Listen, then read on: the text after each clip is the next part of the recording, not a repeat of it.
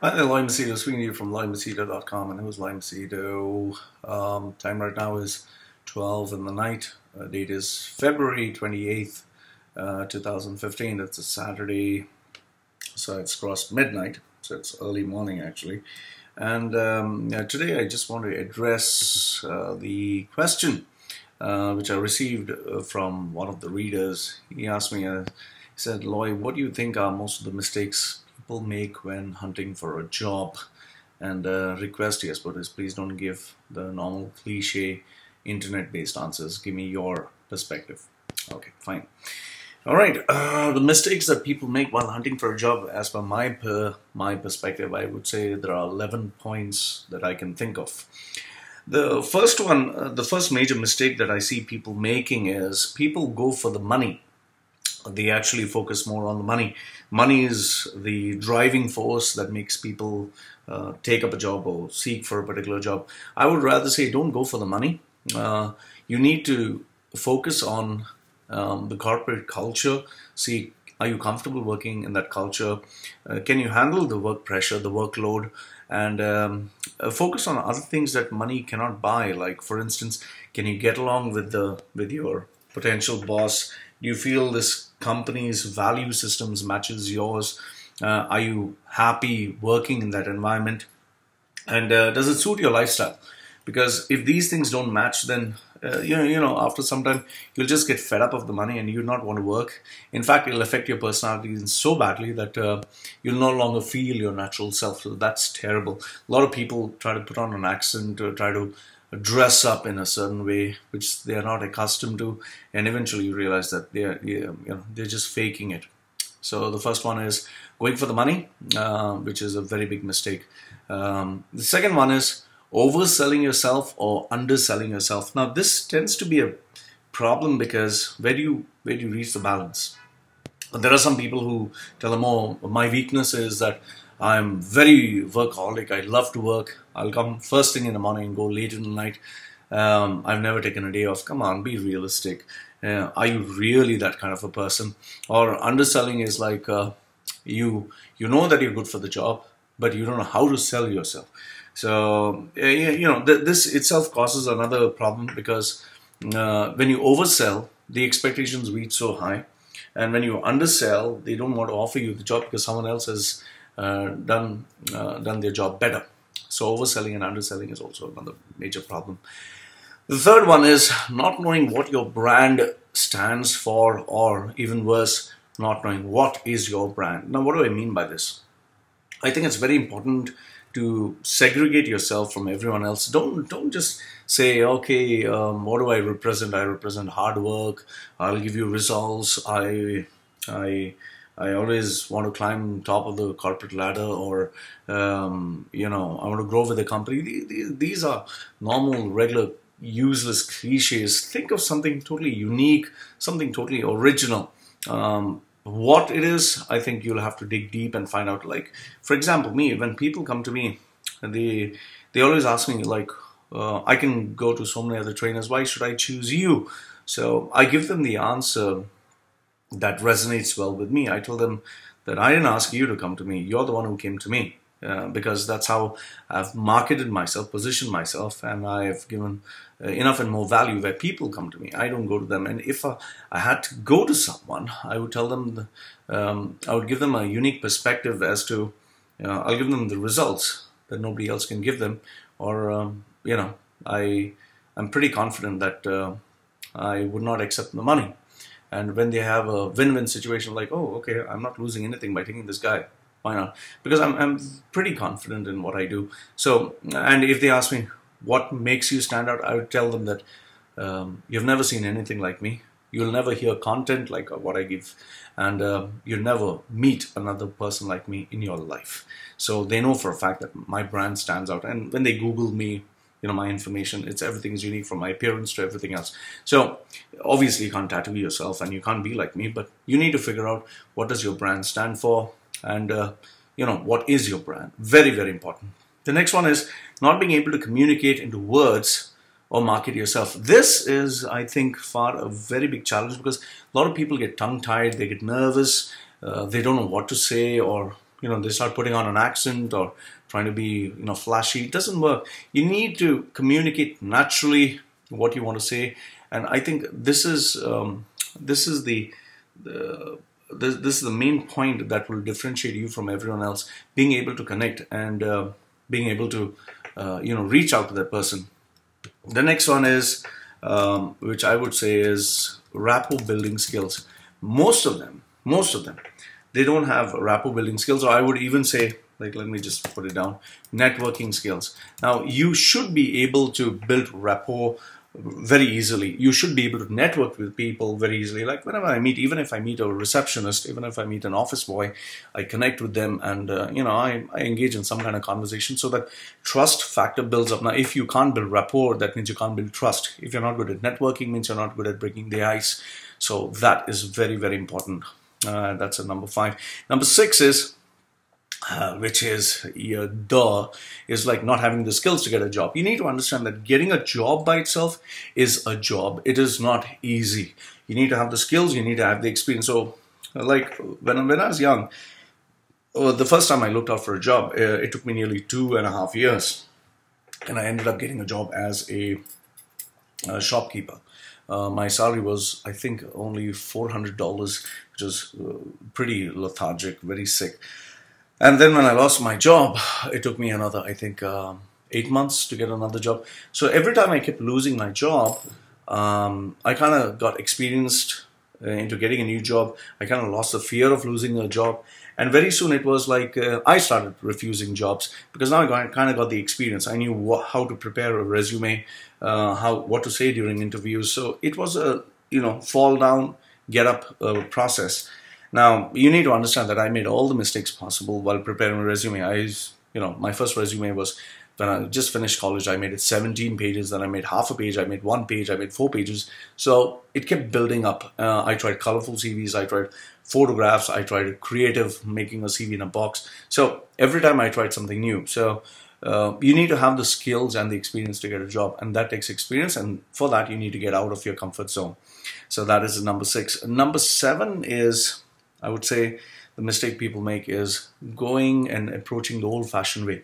People normally send their resumes via email, or they, drop in their resume at the reception desk or the front desk. And some others, they, just contact this person through the phone. Those are old, outdated techniques. Today, you need to be creative in how you go about it, and it should be effective. Don't just send your resume via DHL with a bunch of flowers and a chocolate box or a product. No, that also is kind of outdated. If you really want to stand out, I think what you need to do is you really need to do your homework. You really need to do your homework and figure out how can you connect to the employer, the potential employer.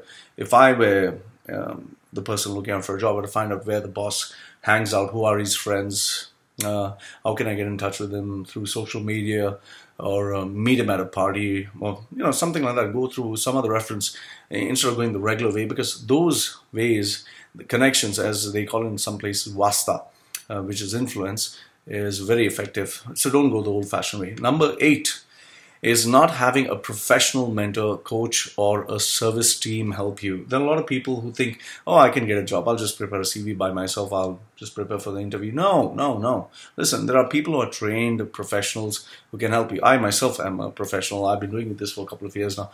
I know how to build a resume, rebrand a resume from scratch. I know how to, have that thin balance between marketing yourself, bullshitting, and knowing what to say and not to say. So you need a professional coach. Now, when I go for exercise, I have a professional coach. When I go for, when I'm talking of, let's say, having issues or problems in my life as a life coach, I have a professional coach. So every time there is a professional coach or mentor. So get yourself a professional coach or mentor.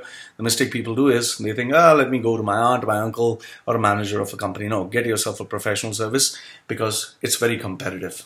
And then number 9 is giving the cliche bullshit answers.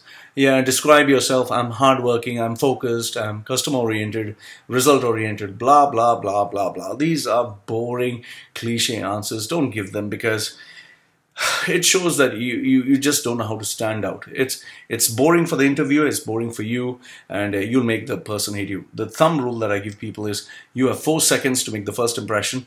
You have 7 seconds when you say something to create the first impression verbally, and you have 30 seconds to seal the deal. So 4 seconds without saying a word, 7 seconds saying the first few words, 30 seconds to seal the deal. Rest, everything is fluff. Then number 10, this is another mistake people make in terms of looking out for a job, is waiting for the very last moment. There are some people who wait until, oh my God, now our company is closing down, department is closing down, they're retrenching people, they're moving people, it's a downturn. No, you don't wait until the last moment. I would say stick in a job for not more than 3 years, then move, because every year you need to focus on a salary increase. Every year you need to look out for a new job. So don't wait for the last one. Many people get so comfortable and so arrogant and ignorant and almighty because they get into a new job that they wait for the last one, and then once they lose their job, well, they don't get anything. Then point number 11 is not indulging in market research and networking with industry experts. Look, there will always be people who know more than you. There'll always be people who will update you with much more important information than you think you do know. And yes, it's very important to know the trend of how the market is moving. So don't just go up for an interview only studying the company. Know the trend even before you apply for a job, so you know what is the salary you should be asking, which country you should be even looking out for a job, whether you should change your industry altogether. Remember the Y2K. Everyone started doing courses, everyone started doing educating themselves with new college degrees that were Y2K certified, and then in the end nothing happened, and all these people with the money they spent was useless. So indulge yourself in market research, indulge yourself meeting industry experts, and that would help you. The next one is not knowing why you should be given the job. There are many people, when I ask them, okay, tell me, why should you be given the job? They give me an answer which is like, you begin to think, like, what are you talking about? Like, is that what makes you stand out from like 4,000 or 5,000 people, let's say the top 10? You need to give an answer like for which you have done a little bit of soul searching. So if you don't know the answer why you should be given the job, I mean, the chances are you are talking nonsense. The next one is, which I would definitely say is important, is social media skills. You know, once upon a time, social media skills were not very important. Today, they're exceptionally important. You need to be a social media expert. By that, what I mean is your Facebook. Do you know how to operate that? I'm not talking of sharing things and distributing stuff. I'm actually talking to recreate Facebook, your Facebook page, so that it sells you. How do you do it? That's a very big question. That's another topic by itself. Your LinkedIn profile, how well is that? How well is your business profile? How well is your business page? How well is your website? How well is your email signature? So these are social media skills that you need to keep in mind. Your YouTube channel, what does it say about you? Do you need a YouTube channel? So these are the things you need to focus on. And most important of all is, I would say, soft skills. Soft skills is not just talking. It is not just how you dress. It is not just how you interact with people. It's an overall, I think, conclusion as to who you are, how you should behave, how you should interact, and how you should market yourself. So it's like when a person sees you, there's this congruence that follows, which I don't think very many people have, and that once again comes under the category of having a professional coach or mentor. So these are the 14 skills that I would say or mistakes that people make when hunting for a job. I think if you focus on these, your chances of getting a job are much better. And yes, please don't attempt trying to get a job all by yourself. A lot of professional people out there who you can approach. So make sure that you get what you deserve, because in the end, remember, money talks. But keeping that in mind, remember this, money is not everything. When I started this career of being a professional coach mentor, I didn't think I'd make very much money. I just went because I was passionate about it. I love reading books. It naturally came to me. I was a naturally gifted speaker who worked very hard at his skill, and I developed the skill, and including ancillary skills that supported the skill. So this kind of helped me grow, and it took time. It took dedication, it took effort. So this is what helped me. So this then translated into the byproduct of money. So same thing you should be focusing on. And do keep in mind that in the end, If you don't know how to get a job, you'll never get the job that you love and never get the job that you deserve. So anyway, this is Loy from LoyMachedo.com, and who's LoyMachedo.com, sharing you his pointers on the mistakes people make in job hunting. If you have any questions, feel free to drop me a line. Just Google my name, Loy Machedo, and you'll get the Google links, or Facebook, LinkedIn, everything. Or send me at loy@loymachedo.com if you have any questions. Glad to hear from you. And this is me signing off for now. Goodbye.